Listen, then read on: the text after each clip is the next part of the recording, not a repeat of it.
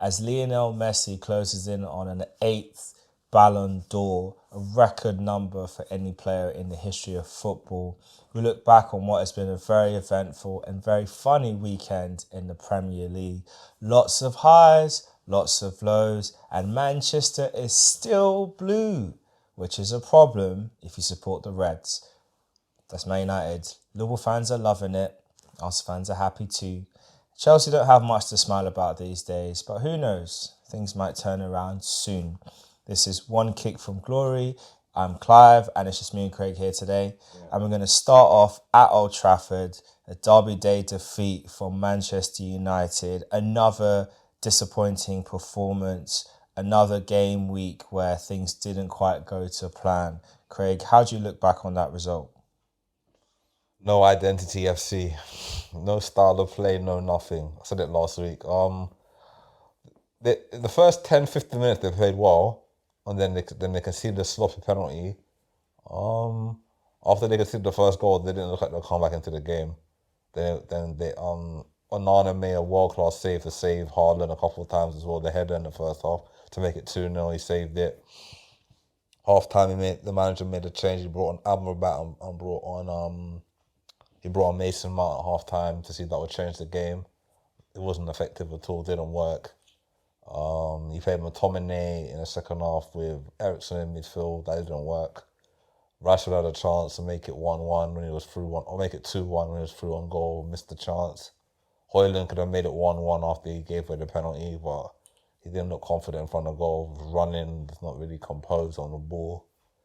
The whole team, the whole shake-up was the team was wrong. Wrong selection of the team. He played Lindelof for left back. He could have played regular on left back. Regular did come on in the end. The defensive duo of Maguire and Johnny Evans, average age of, you don't want to know the average age. They're both. That's not. If I'm a defender or attacker going into that game, I'm licking my lip, thinking, "Yep, get a dozen goals in this game today," because the defenders I'm playing against. So, yeah. Yeah, it's a bit of a weird one at Old Trafford right now. It's not going according to plan. Obviously, that was a heavy defeat as well to their local rivals. It's a commanding performance from Erling Haaland. Could have had more, but 2 goals is enough. I wanted a hat-trick, but hey, I'll take 2. I guess for you, looking at the performance of Man City, was it helped by Man United's poor display, or was this just another example of their supremacy in this Premier League? Bit of both. I'll say that City didn't even go into first gear. They were in second gear all game. They could have upped the levels. They could have scored 6 or 7 or 8 yesterday if they wanted to. I think they put pity on United. They didn't want to. I don't know if they don't want to destroy their rivals' confidence, but they could have scored more goals. If City wanted to turn it up a notch, they could have turned it up a notch if they wanted to. In the end, they're just playing around with Man United. I don't think they want to embarrass them at home like they've done in the past. So I think a 3-0 win is a big win, but they could have scored more if they wanted to. Yeah, I mean, it's one of those situations where it's kind of hard to see where Man United go from here. For Man City, it's obviously they're going to chase another title. They might want to look to retain the Champions League and maybe push on to win 4 trophies this year rather than just the 3 of last season.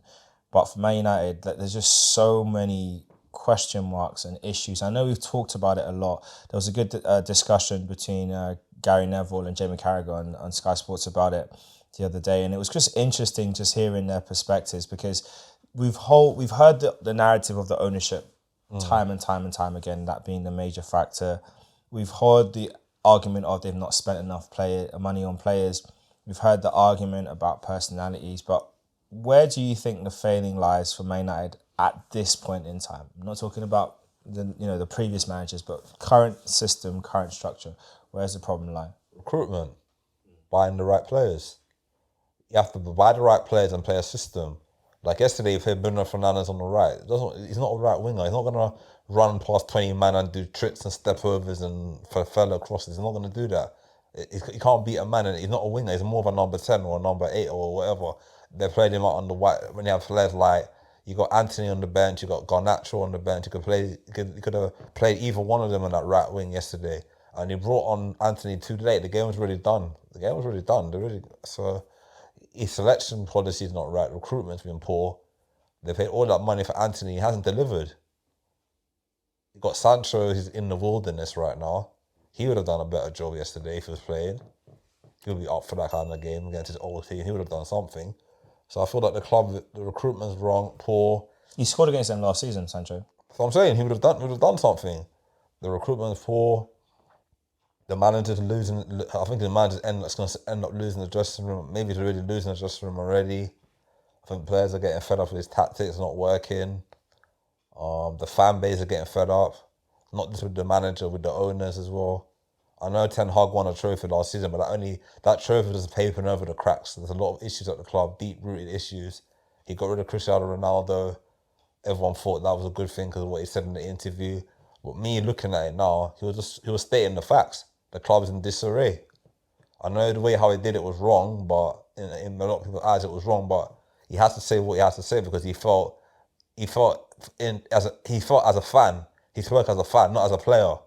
What he said last week as a fan, he said what most fans want to say, but don't have the platform or the voice to say it out, and people will listen to them. He's a big character. He will say it, and people will listen and take heed of what he's got to say. So yeah, there's a lot of problems at Man United, and I don't think it's going to change anytime soon. Even when I said to you last year, it's going to take 5 years for them to get back to the level they used to be. It might even be longer than that, club. I'm telling you, because right now it's looking very. It's looking bleak, isn't it? Very bleak. They can sack all the man. They've hired so many top class managers. Mourinho, they had Ole Gunnar Solskjaer as a manager. They can hire that Ten Hag as Van Gaal. Van Gaal as a manager. They can have all the big managers in the world. Even Pep Guardiola, if he came to Man United tomorrow, he couldn't change that team. There's a deep rooted issue, and like I don't know what's gonna happen or they need to change the ownership. They just need a whole clean up. Get rid of all of the deadwood players in the club and start from scratch. Like what Arteta did at Arsenal. It took him 5 years or a couple windows, transfer windows to get the players he wanted. Now Arsenal got that identity back and playing the right football that we want to see, entertaining football. United need to do that again because... Let's talk about that identity in football. So I know last time we discussed this, you were talking about how just looking at the general state of play at Man United, and it's just you don't recognise them. When you think about their teams throughout history, this team doesn't look like, play like, sound like, or smell like a Man United team, right? And at the same time, when you think about what Erik ten Hag did at Ajax and the way they played, and for some unknown reason, he's not been able to bring that style of football to Manchester United. He's not brought his imprint and his own style of play. We don't recognise what they're doing from what Ajax did. Do you think the fact that Ten Hag has not been able to implement a style of play, considering when you look at what Emery's done at Aston Villa and is doing so far, what Gary O'Neill's doing at Wolves, Newcastle, what Eddie Howe's done at Newcastle, when you think about managers that have come into team and you've been able to see what they've tried to do you think that's probably like the biggest failing on Ten Hag? 100%. I think he needs to get the basics right. Have a solid back four, solid back five, back four defenders, solid the goalkeeper, have a solid base in midfield, a good holding midfielder, have two attacking midfielders in front of him, have two good wingers, have a decent striker who can score 20 to 30 goals a season. United have not had a 30 goal season striker since Van Persie or Rooney. That's what the issue did. When was the last time you saw Man United player be top of the goal rankings in the season? I think Ronaldo, when he was there last couple seasons ago, was in and around it. That's what I'm saying. Top three. Since them times, they haven't had a top goal scorer that can get them over the line. Rashford got 30 last season, but not 30 in the league, or 30 around all competitions. So, and he's a wide player. He's not like a number 9. He's a wide player. So him to get that was a good achievement. So I feel like they haven't got a good an out number 9 who's going to bang in 30 goals, 20 to 35 goals a season, 30 goals a season. Look at Man City, for example. They got Haaland who scored so many goals last season. That's what they're lacking. They're lacking winners. They haven't got no winners in that team, and I feel that's the issue as well. Yeah, mentality is a problem. I think for me, just talking about Rashford, I'm just a bit, not concerned, but surprised at how little he's developed under Ten Hag. I know for a long time, I think it's probably fair to say that the manager that he developed the most under was Louis van Gaal. And you would have hoped that with Ten Hag's style of football, the way how he structured things at Ajax, he'd be able to get more out of Rashford. So far, he's not having a great season, but he looks like a person who hasn't really developed from when he really burst on the scene. Like and I remember looking at this the other day. Mbappe, he has perfected, I think, 2 or 3 type of finishes. There's one which he really does really well when he cuts in from the left and then he shoots it near post rather than going across, kind of cuts in and then just crops it the other side. So the keeper's thing is going to go to their left, which is to Mbappe's right, but he goes to the keeper's near side. He's perfected that shot. There's been so many goals that you can see him do. And with Rashford, he's got a similar type of thing he can do, which is when he kind of cuts in from the left wing and then cuts across it almost like a free kick, that Ronaldo knuckle shot. So he's got that in his locker. The thing he hasn't gotten is making that a thing where you can guarantee in a season he will get at least 10, 15 goals like that. That same shot technique. Whereas Mbappe, you can that cut inside and near post shot, you're gonna get 10, 15 goals from him this season from that shot. And season in, season out, you're gonna get that type of goal repeated. Rashford hasn't quite gotten that. What do you think the manager needs to do now? Not so much just to salvage their season, but to help him, that's Rashford, goes to the next level as a coach. I think he needs to put his arm around. I think it's a confidence thing as well. I think everyone in that United team's confidence is low. I think he needs to put his arm around Rashford, tell him you're a good player. We're going to build a team around you. We're going to want the best for you. Just give him that confidence, I would say. Because good players don't go bad overnight. As I say, form is temporary, class is permanent kind of thing. So he will need to just put his arm around him, say, you know what, I believe in you. You're a top striker. You're a top elite striker. You played for England. You played in the World Cup. You played in European Championships.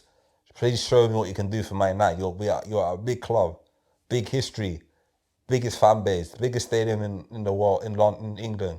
Show us what you can do, and put more faith in him, I would say. Because what he could, on the flip side, he could drop him, and if he drops him, he could lose his confidence. His confidence get even shattered even more. So he has to be very careful how he deals with Rashford, I would say. I guess one thing I'd say, just like thinking about when you've played football and when you've gone through slumps as a player, especially as a striker, and not getting goals, what's some of the key things that you've done personally and what coaches have kind of done with you on the training ground to help you get that rhythm back? Just work, just continue getting to the far post, work on it and get there for corners, set pieces, whatever, get to the far post, near post, far post, work on your finishing. Don't take too much time on thinking about when you're running through one on the goalkeeper. Don't think about it, just put the ball in the back of the net, I would say. So the big thing was about the fundamentals, like getting your positioning right, thinking about, like not thinking so much about what you're going to do when you're one-on-one, but just actually putting the ball in the back of the net. That was the thing that helps you a lot. I'm watching videos of like, I used to watch a lot of Ian Wright videos and like people who do on Thierry Henry video, watch how they finish their chances and how they make the movement, off the ball movement and all that. And moving when you don't have the ball, when you're not in possession of the ball, off the ball running as well, that kind of thing as well. Do you think, looking at how Rashford is, because I feel like, we know when he came through, he was a striker because he scored those 2 goals against us. You're welcome. But since then, there seems to be this weird debate as to what is he? Is he a striker? Is he a winger? And he's kind of weirdly falling into that Theo Walcott category of you're not quite one, but you're also not quite the other. What do you think he is at his core, and what does he need to do to really define himself in that position? I think when he first came out, he was a striker. 100% he was a striker. I think over the years, what's happened to him, obviously he had players like Rooney ahead of him in striking position. He had, who else was ahead of him when he was there? Rooney. What was the other striker was there when he first came out? He had Falcao. Falcao was there for a little bit on loan. Then he had Fellaini playing up front as well for a little bit as well. Yeah, Cavani was there briefly, but I don't really come out. Then he had Ronaldo. But I feel that he kind of, I think he's been out-coached to play as a striker. His development, he's lost 2 years of development of him being a number 9, a striker as number 9. I don't think he likes playing with his back to goal.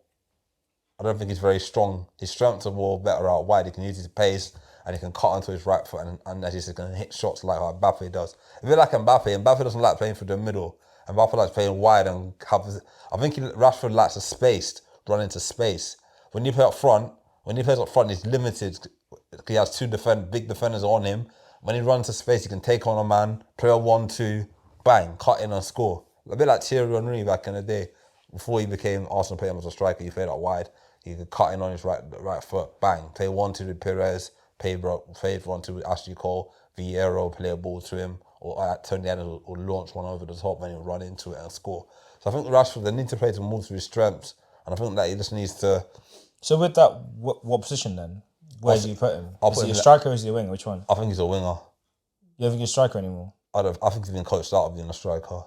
I think he's still a striker personally. And the Omri comparison, I hear it, but I don't, because Omri only had a couple of seasons on the wing at Juventus. Before that, he was always a striker. I mean, at France, he did play through the middle or left wing forward, but it was with the license to go in. Whereas I think with Rashford, like you said, he has been overcoached to play wider, but I still think there's a striker there. I just think he just needs to be played through the middle and played there until he gets into form. Yeah. And just be told, you're a striker, this way you're going to play and not going to play wide. Because he's suffering. And his team is suffering, because if he doesn't get the goals, then what are they going to do? If he went to another team, like a strong team, like a PSG or something like that, I think he's playing for the middle. Because he has players, he has better quality players, he's playing better quality players, or maybe even a bigger club not bigger, well, like A different club, yeah. a different club, he will bag goals for them as a striker. I don't think he did that with Man United right now, because they haven't got the service, they won't get the service to him quick enough to score the type of goals he wants to score. So, yeah.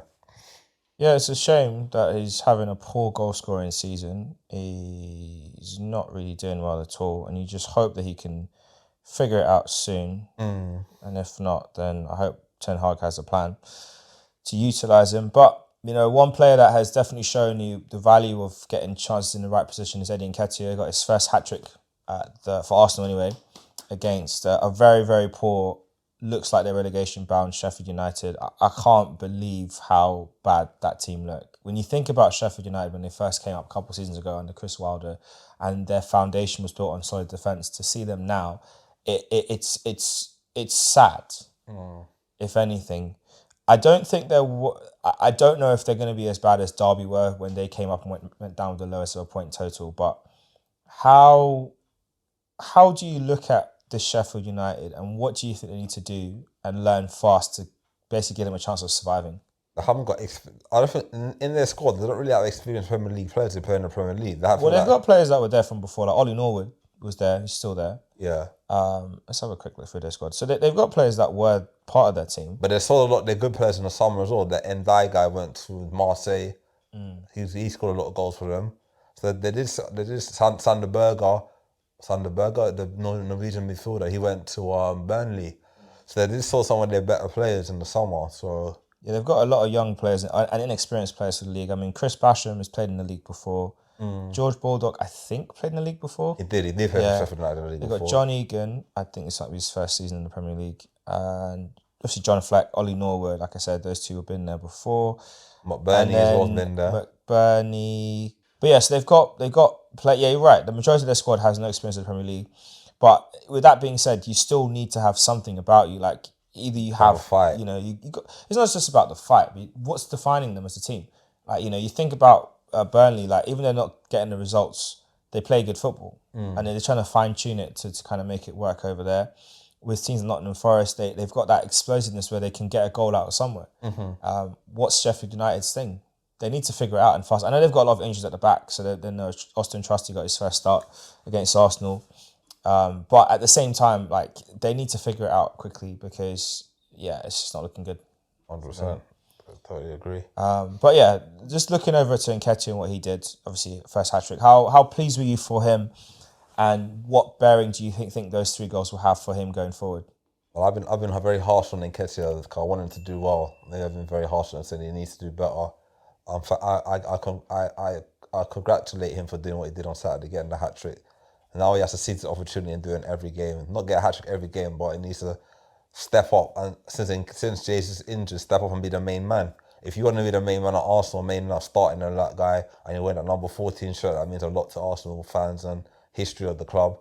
You need to be more consistent with your goals and assists and your link-up play and all that. But I thought it was class on Saturday, top class. I know it's against Sheffield United. Everyone says only Sheffield United. But you have to beat what's in front of you. That's true. So he did the job, got the hat-trick.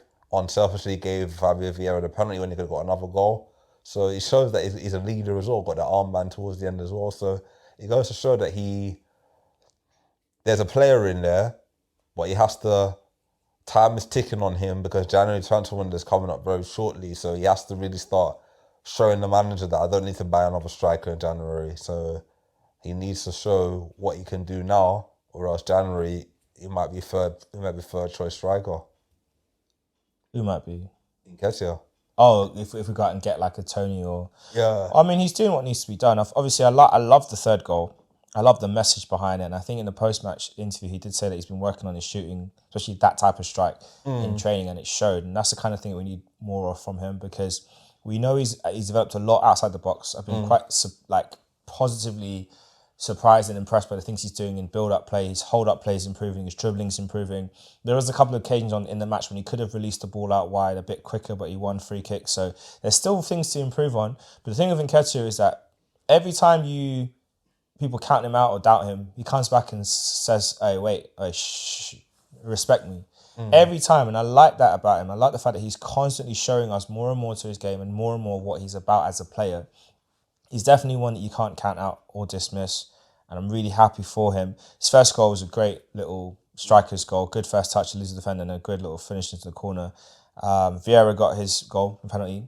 The reason why we haven't seen him much is because he's got a newborn, so he's put a picture online of his newborn baby and his wife, so that's why he's not been around much. And of course, Takehiro Tomiyasu got his first ever Arsenal goal, dedicated to his mum who passed away last season, which kind of explains a lot his kind of form. And I think it's interesting with players, like you never really know what's going on in their personal lives, and you do kind of see it spill out on the pitch. As much as they try not to, like Ramsdale had a miscarriage last season before the derby. So you kind of, a lot of things you can kind of understand. Like football is a human, and when people give them abuse, it just really isn't nice because it doesn't take into account the context. But again, another 3 points on the board, 5 goals. How happy are you with the performance, and do you think it's good to just keep this momentum going for the club? I think it's our best performance of the season. That and the Man City game, I would say, is our best performance of the season. I'll say. I think we need to do that every game. I don't say we're going to beat teams 5-0 every game, but we need to keep that same intensity, get goals in the first half and kill the game off early so you can make changes and you can rest some players. Because I know we're going to have Europe, then we're going to have Carabao Cup this week, then after that we're going to have FA Cup in January, then Champions League back in February. So we're going to have a lot of games in between. So I'm going to have a lot of Premier League games in coming up to Christmas as well. So you need to, Christmas and New Year, so you need to kind of balance the squad. Like some games you might have to rest Saka, some games you might have to rest Martinelli. So we need everyone fit, kind of thing. So yeah, I love the fact that Arteta's seemingly understood the importance of squad rotation. This thing that we talked about in the previous podcast, things that we've complained about last season about him not utilising the squad better. He rang the changes and the changes worked out. Smith Rowe came in, didn't really have the most eventful game, but he got the assist for Nketiah's third goal, so it counts. Kivior came in at the back and looked very solid. And that's going to be another important thing, and we need to rest players like Gabriel as the season goes on. Obviously, Zinchenko came in, which likely means Tomiyasu will start against Newcastle at the weekend. Obviously, we've got West Ham in the Cup first. And then obviously the likes of Kai Havertz played the whole game. Rice got rested and Elneny get some good little token gesture minutes, which was nice. But that's what you want to see from the squad. You want to see players coming in and putting pressure on others. We know what Trossard can do. We want to see more from Nelson. We want to see more of Smith Rowe. So him starting was good. We'll likely start again against West Ham in the Cup. But, and obviously the goalkeeping situation, which I think is pretty much clear that Raya is number one. Ramsdale might be able to get back in, but we'll have to just wait and see. But I think for you, what's your kind of thing that you're hoping to see from Arsenal in the next couple of games? What do you really want to see from the team? You mentioned the intensity, but what else do you want to see from them? Just get goals, win games. If you have to win games ugly, then there's some games this season we're winning them ugly. Just keep more clean sheets, win games ugly, or win games try and just kill teams off if we can. But if we can't, then we'll just go for a 1 or 2-0 win, and then because there's going to be some hard games. I know we've got Newcastle on Saturday. It's just Saturday, last kick from the Saturday.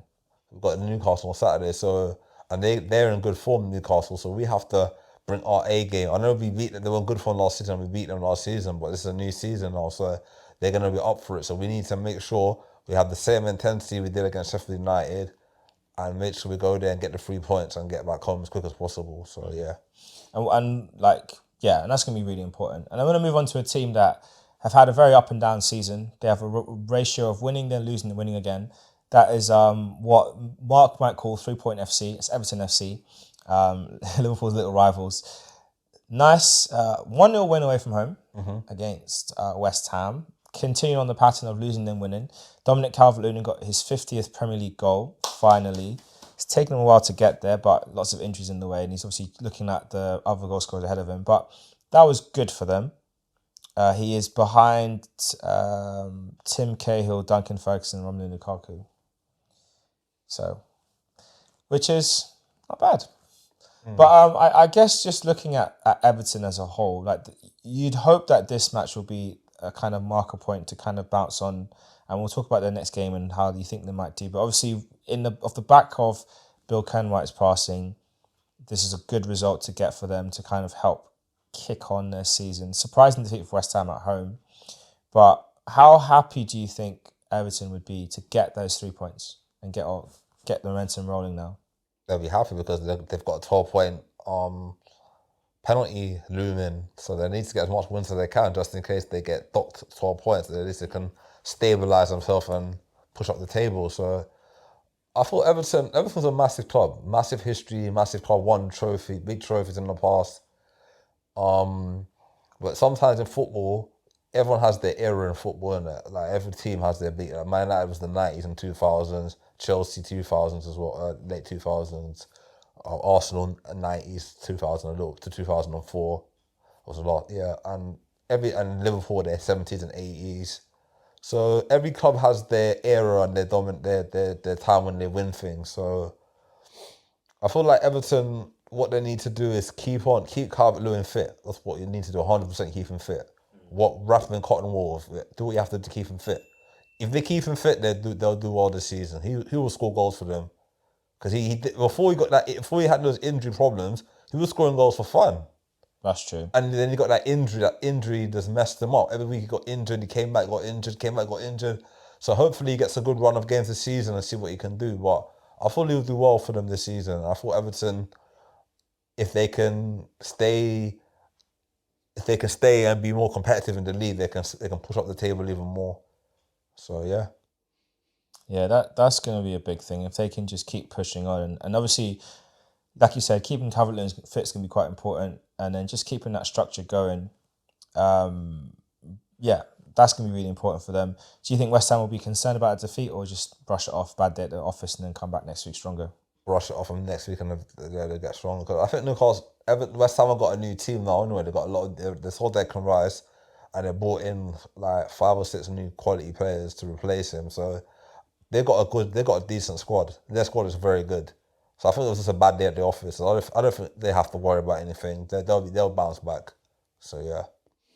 Yeah, we'll see how that goes and if they can keep on going strong. Obviously, the other team which is having a really good time of it is Aston Villa, a team that always seems to impress me with their performances and what they do. They won 3-1 at home against Luton Town. No goal this week for Ollie Watkins, but John McGinn on the score sheet again. Douglas Luiz set that goal up, and then Mr. Diaby got one set up by Leon Bailey, and the third goal was an own goal for Luton Town.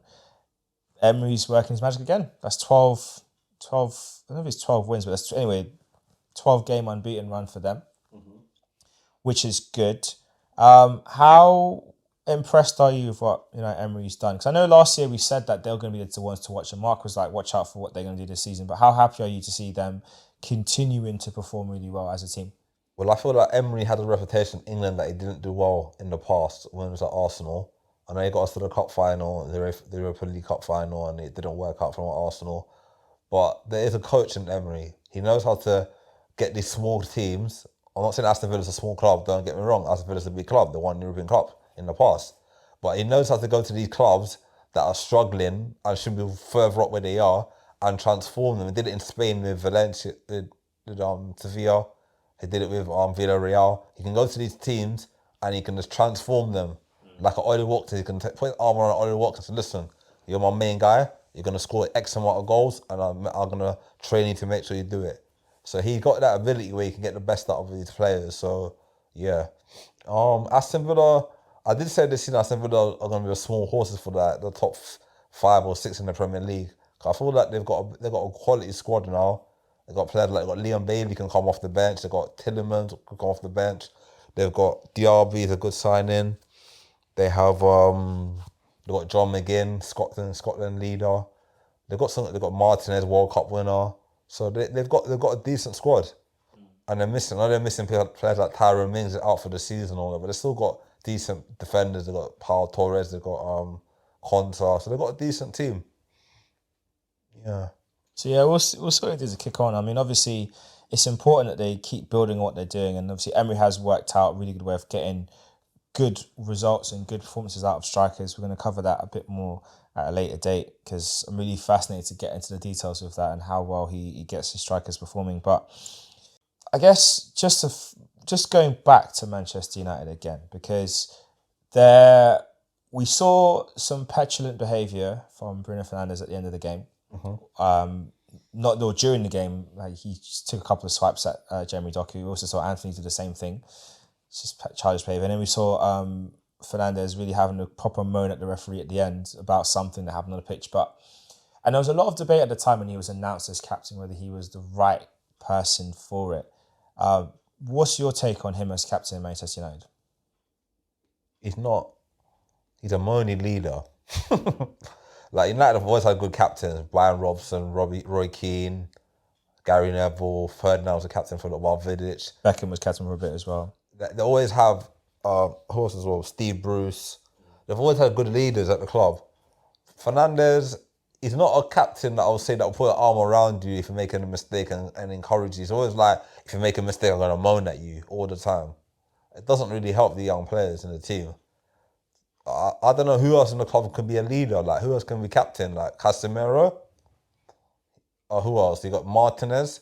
Who else? You got Luke Shaw. He could be captain, but he's always injured. You need a captain who's going to be on the pitch and he can play every single game. The only reason why I think they gave it to Fernandes is he plays every game. Wasn't there a thing where apparently no one wanted to volunteer to be captain in the first place when players were asked and they just stood away from it and he accepted it? Could be that as well. Which is also pretty damning for the club. Do you think he can turn it around with his performances and help the team? If you play him in the right position, then yeah, hopefully. Because their next game they've got is against Fulham away from home. Fulham have been on poor. Saturday. Fulham have been poor this season. I'm very disappointed with Fulham this season. I thought like they would kick on from last season, but they're having a very up and down season. So that could be a game where he turns things around. Other teams that looking for like a good bounce back. Burnley have Palace at home, so they could. I think Palace needs a bounce back right now. They're in that kind of zone as well. They're not scoring at the moment. They scored late in the other day. It wasn't at a time where it could really change the result. No, the game was already done in my eyes. It was just a paper for the cracks, I would say. All right, let's recount the Premier League table. We'll go from 20th up. So in 20th position, we've got Sheffield United on 1 point.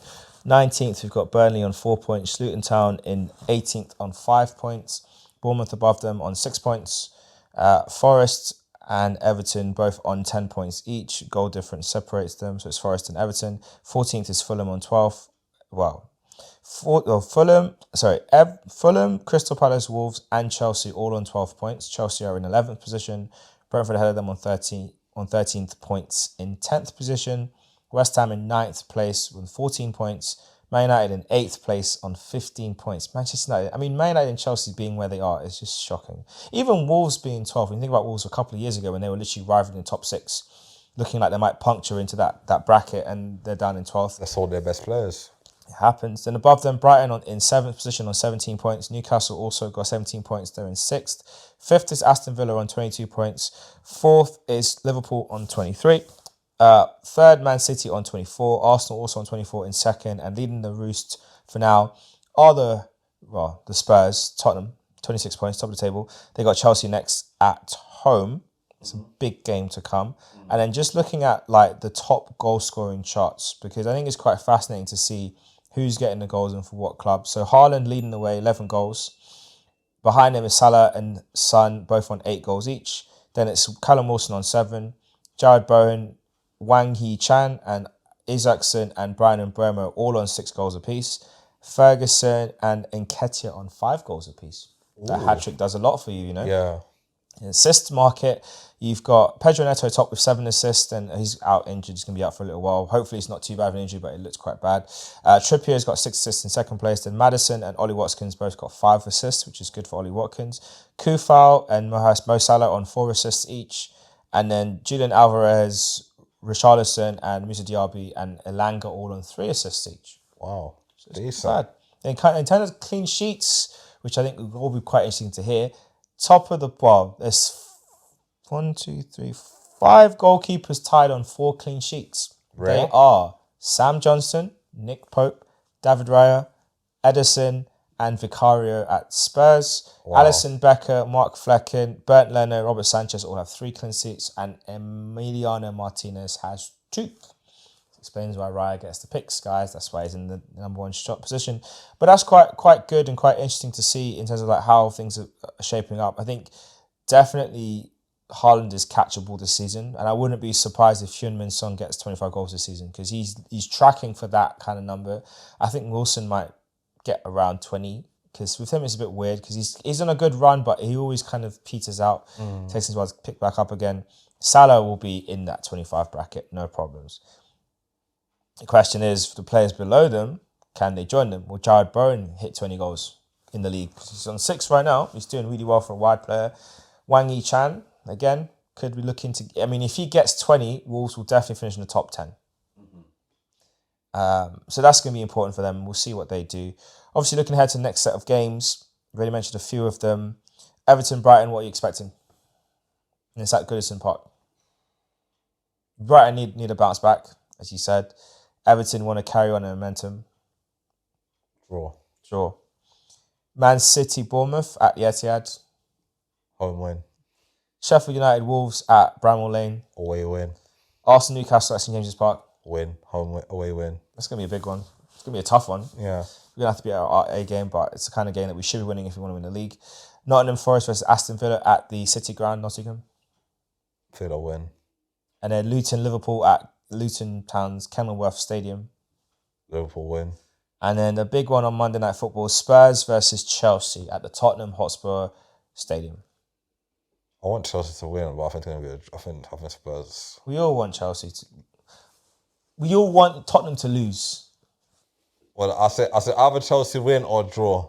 Pochettino's got a lot. Pochettino come back to Spurs. He's going to have a lot to prove, and he's going to want to win against his former club. He's going to get a lot of abuse on that day, but he's going to want to win. I'll make a prediction right now. Mudrik's going to score again. That's it. And Chelsea will be. I think Chelsea will be up for this game as well. It's a big game against their rival, so he'll be up for it. They'll be up for it. He'll get them. If he can play like how he played against Arsenal in the first half, they'll beat Spurs. Yeah, my only concern with Chelsea is they're too open in the middle, and the fact that we didn't exploit that more is annoying. But the way how Spurs attack, because they do kind of go through the middle, it could be really, really bad for Chelsea if they don't sort out their problems with their central midfield pairing and getting that balance right. Because if they allow Spurs to run through the middle of the pitch, it could be a very long day for them. What about the Man United game? Who's Man United playing? I already covered that. They're playing against Fulham away from home. United win. And then Brentford at West Ham at the G-Tech Community Stadium, Brentford. And Brentford will win that. Well, we'll see how those all go. And like we said, the Ballon d'Or is being announced very shortly. We expect Messi to get his eighth title. The key question is going to be who's going to finish second and third. There's rumours that it's going to be Mbappe third. I think Mbappe should finish second, personally, because the season he had. I understand that was a good season that Haaland had in winning the treble, but you don't score a hat-trick in a World Cup final and not be up for the Ballon d'Or. I'm sorry. It's the World Cup. He got a hat-trick and still lost. What more can he do? But yeah, we'll see how it goes. And that will be it for us signing out. Next time we'll be discussing all the wonderful stuff in football, and we'll probably cover Unai Emery's work of strikers because it's quite astounding the players he's managed and how well they performed. That's us signing out. Have a good rest of the day. Peace.